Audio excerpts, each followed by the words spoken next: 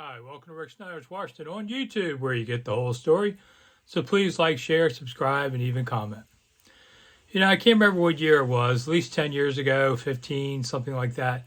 I was covering the usual MLK matinee with the Wizards were playing, which I think is a great thing to be here in town doing that. When I was in the press box talking to two young men, and being MLK Day, the conversation wandered over to him. And I talked about some memories I had of MLK coming to Washington in the 60s. And I was a young kid. I have more snapshot memories of such a thing because this is over 50 years ago now.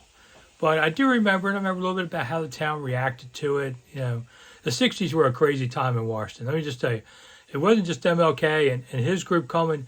It was the anti-war. It was women's rights. It was poor people's rights. It was everything in this town, which is why I look at most protests in the city today as something small. Back then, they were all huge, huge, hundreds of thousands of people, and major changes in our society. We might be facing some of the same things now that we did around 68.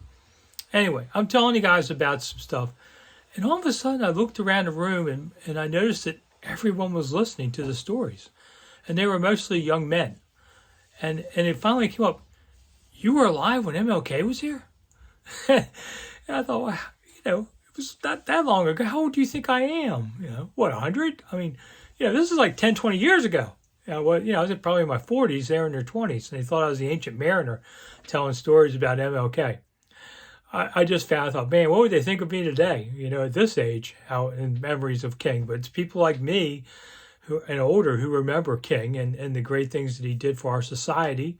And they put a nice memorial up for him, too. I think it's a really good one. I visit it now and then with people. And if you go to Lincoln Memorial Steps near the top, you see where he stood for I Had a Dream speech that he gave in 63. All great things to remember King by. I'm Rick Snider for Rick Snider's Washington. Thanks for coming. I'll see you again soon.